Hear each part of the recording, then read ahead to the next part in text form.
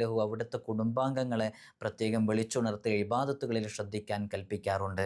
നമ്മുടെ ജീവിതത്തിലും അങ്ങനെ തന്നെയാണ് വേണ്ടത്. അവസാനത്തെ 10 ഒറ്റയിട്ട രാവുകൾ 21, 23, 25, 27, 29 ഈ 5 രാത്രികൾ ഹയാത്താക്കിയാൽ മതി.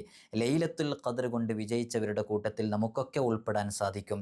കാരണം ആ രാത്രികളിൽ ലൈലത്തുൽ ഖദ്ർ സംഭവിക്കും എന്നുള്ളത് ഉറപ്പാണ്. ലൈലത്തുൽ ഖദ്ർ കൊണ്ട് വിജയിച്ചാലോ നമുക്ക് ദുനിയാവും ആഖിറവും രക്ഷപ്പെട്ടവരുടെ കൂട്ടത്തിൽ ഉൾപ്പെടാനും കഴിയും. അള്ളാഹു നമുക്കൊക്കെ തൗഫീഖ് നൽകി അനുഗ്രഹിക്കുമാറാകട്ടെ. രാത്രി ഹയാത്താക്കുക എന്ന് പറഞ്ഞാൽ എന്താ? മഗ്രിബ് മുതൽ സുബ്ഹി വരെയുള്ള സമയം കണക്കൂട്ടിയിട്ട് ആ സമയത്തിൽ നിന്ന് പകുതി സമയം നാം രാത്രിയിൽ ഇബാദത്തുകളെ കൊണ്ട് സജീവമാകുക.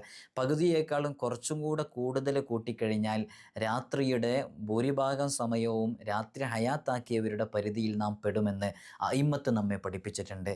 കൃത്യമായി ശ്രദ്ധിക്കണമെന്ന് ഓർമ്മപ്പെടുത്തുകയാണ്. അള്ളാഹു നമ്മെ വിജയികളുടെ കൂട്ടത്തിൽ ഉൾപ്പെടുത്തി അനുഗ്രഹിക്കുമാറാകട്ടെ.